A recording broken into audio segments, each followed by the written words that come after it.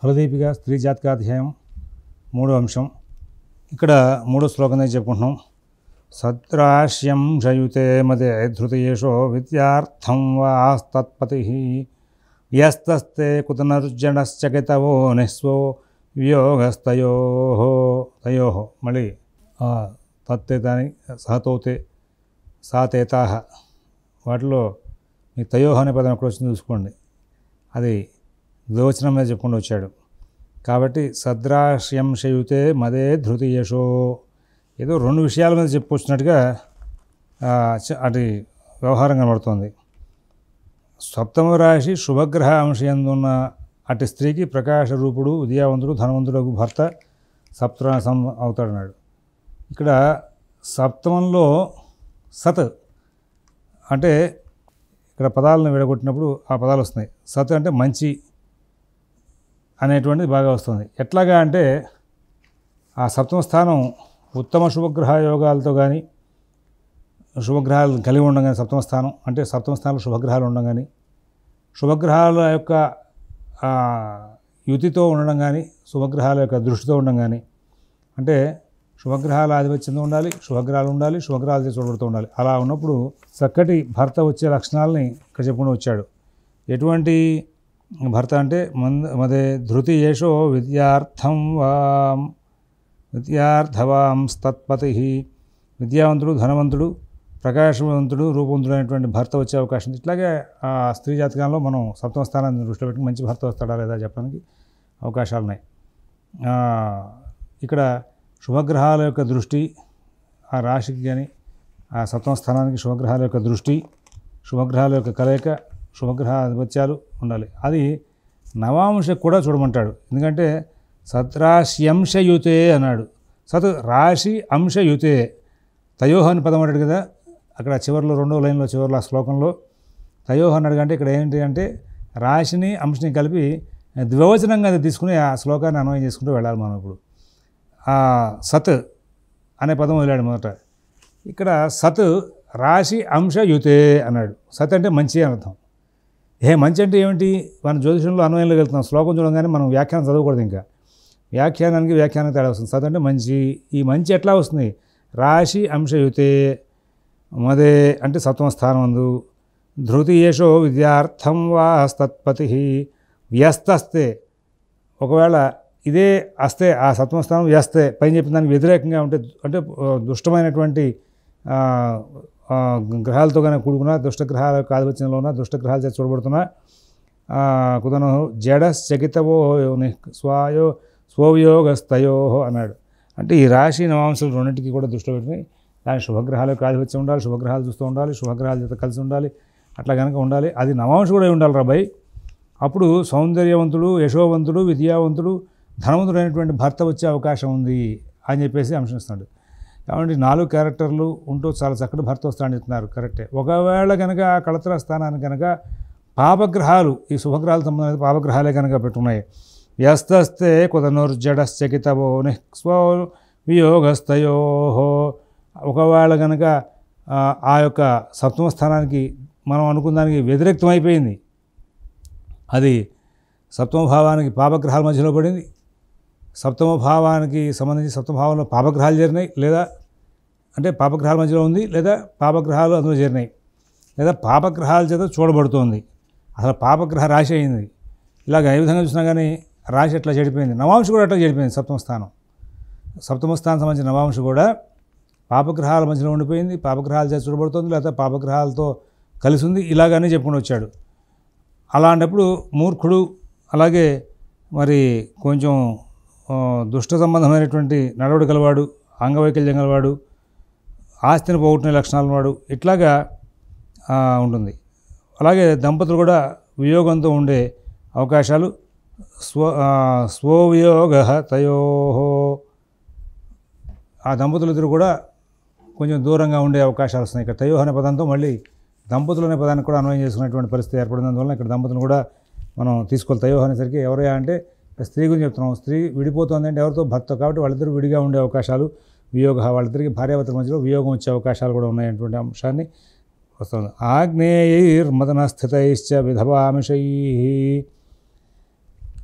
ఆగ్నేయేహి అన్నాడంటే ఇక్కడ అగ్ని సంబంధమైన గ్రహంగా తీసుకోవాలి. ఎవరు? కుజుడు. ఒకవేళ కనుక కుజుడు వెళ్ళి సప్తమ స్థానంలో కనుక ఉంటే ఆమెకి ఏదైనా వైధవ్యం వచ్చే అవకాశం అంటాడు. ఈ వ్యాఖ్యానకర్తలు అందులో చాలామంది వాళ్ళ అనుభవాలతో రాసుకొచ్చారు. అందువల్ల వ్యాఖ్యానకర్తల యొక్క అనుభవాలు కూడా తీసుకోవాలని చెప్పుకుంటూ వచ్చారు మీకు మొదటి నుంచి కూడా. ఇక్కడ రెండోది ఏమైందంటే ఇక్కడ ఒక మంచి మంచి వ్యాఖ్యానాలు ఫలదీపులు మనం చూసినప్పుడు భావార్థ బోధన వ్యాఖ్యానంలో ఆయన ఒక చక్కటి మాటని ఉద్ధరించాడు. గోపేష్ కుమార్ ఓభా ఆయన ఈ జ్యోతిషం మీద సంస్కృతం మీద బాగా పట్టుకున్నాడు. हमारा अनुभव है कि वर और कन्या यदि दोनों की कुंडली में मंगल शनि राहु केतु सूर्य का दोष बराबर हो तो दोनों कुंडली में एक दूसरे को दोष हो को काट देती है.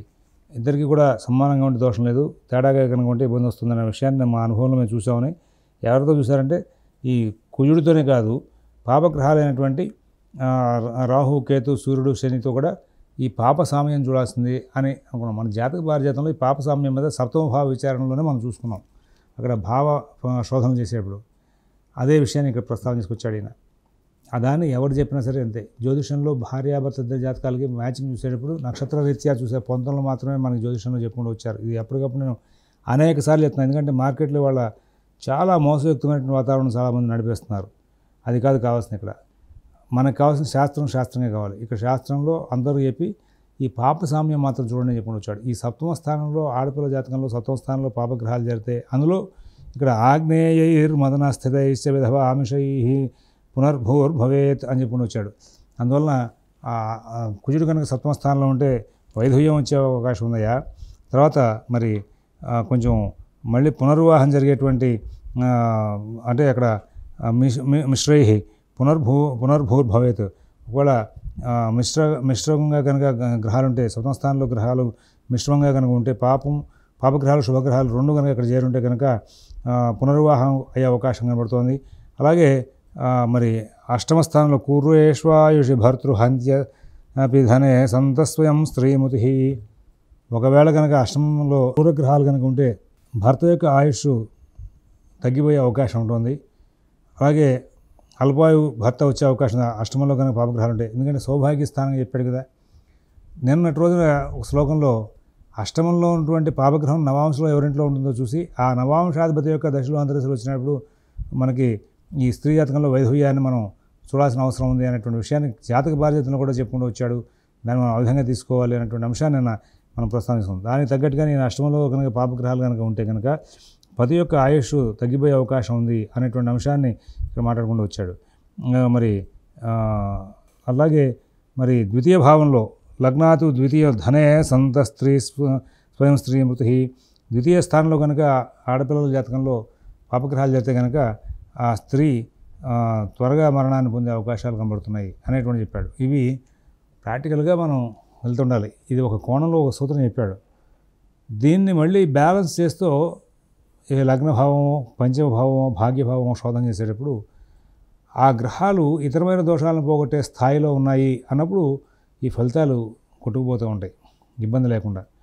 కాబట్టి మనం జ్యోతిషంలో ఒక గ్రహాన్ని పట్టుకుని వేలాడుతూ దాంతో సంబంధించిన వ్యవహారాలు చెప్పేటప్పుడు దాంతో వచ్చేటువంటి ఫలితాంశాలు ఎలా ఉన్నాయి, దానికి సంబంధంగా పక్కన ఇంకితరమైన అంశాలు ఏం చెప్పుకుంటూ వచ్చారు, ఇతర గ్రహాలు బలంగా ఉన్నాయా, ఇక్కడ ఈ చెప్పినటువంటి యోగాలతో ఉన్నటువంటి బలాలు ఉన్నాయా అనేది చూసుకోవాలి. ద్వితీయంలో పాపులు ఉంటే కనుక స్త్రీకి మరణం తొందరగా వచ్చే అవకాశం అన్నట్టు బాగానే ఉంది. ఒకవేళ ఏదో మిథున లగ్నం అయింది, మిథున లగ్నానికి ద్వితీయంలో ఉన్నటువంటి కుజుడు మరి ఆయన ఈ సూత్రం ప్రకారంగా దోషాన్ని ఇస్తాడా అంటే అక్కడ స్థానబలం లేనటువంటి వాడు అయ్యాడు కుజుడు. దోషం చేయాల్సిన గ్రహానికి స్థానబలం తగ్గింది. మరి అక్కడ కుజుడు బలహీనుడై ఉన్నాడు దోషం చేయాల్సి వచ్చి. ఆయన ఎంతవరకు చెడు ఫలితాన్ని ఇస్తాడు అనేటువంటి అంశాన్ని మనం ప్రస్తావన చేసుకుంటూ వెళ్ళాలి. ఇవ్వచ్చు ఇవ్వకపోవచ్చు. ఈలోపుగా ఒకవేళ ఆ జాతకంలో భాగ్యస్థానం బాగా బలంగా ఉంది, భాగ్యస్థానాధిపతి బలంగా ఉన్నప్పుడు భాగ్యకారకుడైన శుక్రుడు బలంగా ఉన్నాడు అనుకుందాం. ఈ కుంభాధిపతి అయిన శని బలంగా ఉండడం, భాగ్యకారకుడైన శుక్రుడు బలంగా ఉండడం జరిగితే ఈ ద్వితీయంలో ఉన్నటువంటి కుజుడు మూలంగా ఆయుష్ మరి అల్పాయుష్ వస్తుందా అంటే రాకపోవచ్చు అని కూడా చెప్పాలి. అలాగే ఆయుర్దాయానికి సంబంధించి లగ్నం కూడా బాగుండాలి కదా. బుధుడు కూడా బలంగా ఉన్నాడు అనుకుందాం. బుధుడు శుక్రుడు శని ముగ్గురు మిథున లగ్నానికి బాగున్నప్పుడు ద్వితీయంలో ఉన్నటువంటి కుజుడు ఆ అమ్మాయికి అల్పాయుష్ను ఇస్తాడా అనే అంశాన్ని ప్రస్తావించేటప్పుడు ఇవ్వకపోవచ్చు. ద్వితీయంలో పాపగ్రహం ఉన్నాడు, ఆయనేమో హంత్రియపి ధనే సంత స్వయం స్త్రీ మృతి అన్నాడు. మరి ద్వితీయంలో ఉన్న పాపగ్రహం ఆ అమ్మాయికి మరణాన్ని ఇచ్చే అవకాశం ఉంది అన్నప్పుడు మరణం ఇచ్చేస్తాడా అనేటువంటి అంశాన్ని ప్రస్తావన చేసుకుంటూ లేదయ్యా ఇవ్వకపోవచ్చు. ఇవ్వకపోవడానికి గల కారణాలు ఏంటంటే అక్కడ ఉన్నటువంటి కుజుడు పాపగ్రహం అయినప్పటికీ కూడా బలహీనుడై ఉన్నాడు, ఆయనకి ఎటువంటి బలాలు లేవు. దీంతో ఈ ఆయుర్దాయానికి సంబంధించిన లగ్నం కూడా బాగుంది. ఇక్కడ లగ్నాధిపతి బుధుడు మంచి ప్రదేశంలో ఉన్నాడు. భాగ్యస్థానాధిపతి అయినటువంటి శని బాగున్నాడు, భాగ్యకారకుడు శుక్రుడు బాగున్నాడు. శుక్ర శని బుధులు బాగున్నారు కాబట్టి ఈ కుజుడు బలహీనుడై ఉన్నాడు కాబట్టి, స్థానబలం లేనివాడై ఉన్నాడు కాబట్టి అతనికి సహజంగా మరి ధనే సంత స్వయం స్త్రీ మృతి అనేటువంటి సూత్రం ప్రకారంగా ద్వితీయంలో ఉన్నటువంటి పాపగ్రహం మరి అమ్మాయికి మరణాన్ని ఇవ్వాల్సినప్పటికీ కూడా ఎవరైనటువంటి పరిస్థితులు వచ్చే అవకాశం ఉంది అనేటువంటి అంశాన్ని మనం ఇక్కడ ప్రస్తావన చేసుకుంటూ వెళ్ళాలి. అలాగే ఇక్కడ పైన చెప్పుకుంటూ వచ్చాడు, ఒకవేళ విద్యావంతుడు ధనవంతుడు అయినటువంటి భర్త వస్తాడు అని. సత్రాశ్యం శయుతే మదే ధృతియేషో విద్యార్థవాం తత్పతి బాగుందండి. కానీ ఇక్కడ ఆ స్థానాల్లో ఉన్నటువంటి శుభగ్రహాలే ఒకవేళ స్థానబలం లేనటువంటి గ్రహాలే ఉన్నాయి. సప్తమ రాశిలో శుభగ్రహాలు, సప్తమ అంశంలో శుభగ్రహాలు అవి రెండు ఉన్నాయి పేరుకి, కానీ అవి నీచగ్రహాలు అయినాయి అనుకుందాం. మకరం సప్తమం అయింది, మకరంలో గురువు ఉన్నాడు. ఈయన చెప్పినట్టు సప్తమ స్థానంలో మదే ధృతి ఏష, అక్కడ మరి ఆ సప్తమంలో పాపగ్రహం చేరింది. చేరినప్పుడు ఆయన ఏమని చెప్పాలి అంటే విద్యావంతుడు ధనవంతుడు చాలా చక్కటి యోగం ఉన్నవాడు వచ్చే అవకాశం ఉంది అబ్బాయి అని చెప్పాల్సి వస్తుంది. కానీ మనం ఇక్కడ మనం కళత్రభావ విచారణప్పుడు సప్తమంలో ఉన్నటువంటి గురువు పెద్ద యోగాన్ని ఇవ్వడం అనేటువంటి సహజమైనటువంటి సూత్రం చెప్పుకుంటే స్త్రీ జాతకానికి ప్రత్యేకమైనది. సహజమైనటువంటి సూత్రాల్లో మనం ఏం చెప్పుకున్నామంటే అక్కడ సప్తమంలో ఉన్నటువంటి గురువు కర్కాటక లగ్నానికి సప్తమంలో కనుక గురువు ఉంటే కనుక ఇబ్బంది పెట్టే అవకాశం ఉందని చెప్పేసి మనం స్త్రీ జాతకాధ్యాయంలో శోధన చేసుకొచ్చాం. మరి ఈ నేపథ్యంలో అది జనరల్గా సహజమైనటువంటి లక్షణాలు చెప్పుకుంటూ వచ్చాడు. మరి ఇక్కడ ఏమండి అది 10వ అధ్యాయంలో 3వ శ్లోకంలో శుక్రే వృశ్చికే మదే మృతవధూ కామే వృషస్థే బుధే శ్రీనాశస్త్వథనీచకే సురగురో ద్యూనాధిరూఢే తథా అని చెప్పాడు. సహజంగా అక్కడ సత్వంలో ఉన్నప్పుడు గురువు అతను ఇబ్బంది పెట్టే అవకాశం ఉంది అనేటువంటి మకరం సత్వమై అందులో కనుక గురువు ఉంటే కనుక భార్య మృతి చెందుతున్నాడు, బాగుంది. కానీ ఇక్కడ స్త్రీ జాతకానికి ప్రత్యేకంగా సత్రాశ్యం శయుతే మదే ధృతియేషో విద్యార్థవాం తత్పతి. ఏమంటే సప్తమంలో కనుక శుభగ్రహాలు చేరుంటే మంచిది అంటున్నాడు కదా. నేను కర్కాటక లగ్నానికి అక్కడ సప్తమంలో ఉన్నటువంటి గురువు మరి నేను యోగిస్తాడేమో అనే ఆశగా చూస్తున్నానండి అని మీరు అడగచ్చు. సప్తమంలో ఉన్న గురువు ఆశగా యోగిస్తాడంటే ముందు అసలు సప్తమంలో ఉన్న గురువు మకరంలో నీచలో ఉన్నాడు, ఈయన యోగిస్తాడు అనేటువంటి ఏదో చెప్పాడో ఆ గురువు యోగంలో లేడు. మరి ఇక్కడ చెప్పినట్టుగా వాడు ధృతి యశ విద్యార్థనాంపతి అన్నాడు. మరి ఆ డబ్బు ఉంటుందా అంటే ఇదే యోగాన్ని మాట్లాడుకున్నాం. స్త్రీ జాతకానికి ప్రత్యేకంగా చెప్పాడుగా. అదే సహజమైన కోణంలో మకర లగ్నానికి సప్తమంలో ఉంటే కనుక భర్త చచ్చిపోతాడు.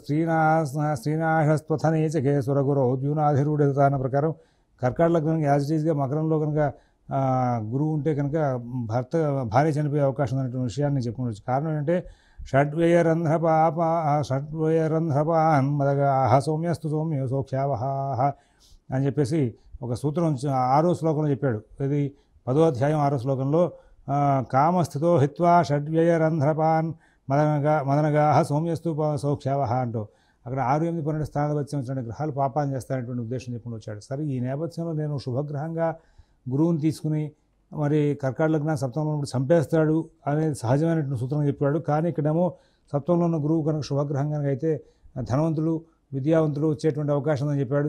దాన్ని బ్యాలెన్స్ చేసుకుంటే నేను ఎట్లా వెళ్ళాలి, ఇది స్త్రీ జాతకాధ్యాయాన్ని ప్రత్యేకం సూత్రంగా తీసుకోనా, లేదు అక్కడ చెప్పినటువంటి సూత్రమే కర్కాటక లగ్నానికి మకరంలో కనుక గురువు కనుక ఉంటే అక్కడ భార్య చచ్చిపోతున్నటువంటి సూత్రమే బేస్గా తీసుకోనా అనేటువంటి మనకు ఒక చర్చ మనకు ప్రారంభమయ్యే అవకాశం వస్తుంది. ఈ నేపథ్యంలో ఇందులో మనకు తెలియని విషయం ఏంటంటే ఖచ్చితంగా స్త్రీ జాతకానికి ప్రత్యేకమైన అంశాలు తీసుకోవాలి. అయితే మనం డిస్కషన్ మళ్ళీ ప్రారంభం చేసిందంటే ధనవంతుడు అంటే చాలా పెద్ద ధనవంతుడు అండి, చాలా కోట్ల రూపాయల ఆస్తిపరుడు అంటే అక్కడ సప్తమంలో ఉన్న గ్రహం స్థానబలంతో కూడుకున్నటువంటి గ్రహం కనుక అయితే కనుక ఆధిపత్యాల రీత్యా మంచి గ్రహం అయితే కనుక వాడు చాలా పెద్ద విద్యావంతుడండి, చాలా పెద్ద ధనవంతుడండి, చాలా గొప్ప రూపొందుడని చెప్పుకోవాలి. అదే ఒక మిత్రక్షేత్రం సమక్షేత్రం అయితే కొంచెం తక్కువగా చెప్పుకోవాలి. నీచక్షేత్రంలో ఉన్న శుభగ్రహం, నీచక్షేత్రం అయినప్పటికీ కూడా శుభగ్రహం సత్వంలో ఉంది అంటే కనుక మంచి భర్త రావాల్సిన అంశాలు ఇక్కడ చెప్పాడు. కాబట్టి మంచి భర్తే, అందగాడే, రూపవంతుడే, విద్యావంతుడే, ధనవంతుడే అయితే అంటే కొంచెం తక్కువగా ఆర్డినరీ ఎడ్యుకేషన్ ఉంటుంది. అసలు చదువుకున్నాడు, చదువులేని వాడు కాదు, చదువుకున్నవాడు అనేటువంటి వ్యత్యాసాలని స్థానబలంతో ఆ గ్రహాల యొక్క స్థితిని బట్టి మనం నిర్ణయం చేసుకుంటూ వెళ్ళాలి. ఇదే మళ్ళీ ఒకవేళ మనకి వృశ్చిక లగ్నానికి సప్తమంలో ఉన్నాడు, వృశ్చిక లగ్నానికి సప్తమంలో శుక్రుడు కనుక ఉంటే అక్కడ యాక్చువల్లీ మనం అప్పుడేం చెప్పాలంటే శుక్రుడు స్వక్షేత్రంలో ఉన్నాడు కాబట్టి బాగా ధనవంతుడు. అయితే మనకి మళ్ళీ 10వ అధ్యాయంలో అదే 6వ శ్లోకంలో శుక్రే వృశ్చికగే మదే మృతవధూ కామే వృషస్థే బుధే అనే శ్లోకంలో శుక్రుడు సప్తమంలో కనుక ఉంటే కనుక భార్య నష్టం చెప్పుకుంటూ వచ్చాడు. కాబట్టి ఇక్కడ భర్త జాతకానికి అన్వయం చేస్తున్నాం, స్త్రీ జాతకం కాబట్టి ఇక్కడ సప్తమంలో కనుక శుభగ్రహం ఉంటే అన్న విషయంలో శుభగ్రహం ఉంది, స్వక్షేత్ర గ్రహం కూడా ఉంది. ఇక్కడ ఏ విధమైన ఫలితాలు వస్తాయంటే అభివృద్ధిలో వచ్చే అవకాశాలు కనబడుతున్నాయనేటువంటి చెప్పాలి ఆడవాళ్ళ జాతకానికి వచ్చేసరికి. ఈ విధంగా జనరల్గా వచ్చే సూత్రాలు ఇందాక 10వ అధ్యాయంలో మనం చెప్పినప్పటికీ కూడా సప్తమ స్థానానికి కనుక శుభగ్రహాల యొక్క వీక్షణ స్థితి ఇట్లాంటివి కనుక మనం వర్కౌట్ చేసి కనుక చెప్పుకుంటూ వెళ్తే కనుక ఆ సందర్భంలో వచ్చేటువంటి భర్త మంచివాడు వచ్చే అవకాశం ఉంది అని చెప్పి. అట్లాగే ఈ చెడు భర్త అనేటువంటి అంశాల్లో కూడా అక్కడ స్థానబలం పెద్దదిగా ఉంటే కనుక, బాగా అధికమైనటువంటి స్థానబలంగా ఉంటే కనుక వాడు చెడు ఎక్కువ చేస్తాడు. స్థానబలం కొంచెం తక్కువగా ఉంటే కనుక వాడు తక్కువ స్థాయి చెడు చేసే అవకాశం అనేటువంటి విశ్లేషణ చేసుకుంటూ ముందుకెళ్లాల్సిన అవసరాలు ఉన్నాయి. ఇక్కడ సంతాన స్థానంతో ముడిపెట్టి కొన్ని ముఖ్యమైన అంశాలు చెప్పాడు. దాని మీద రేపటి రోజు మరొక ఎపిసోడ్లో చూద్దాం. స్వస్తి.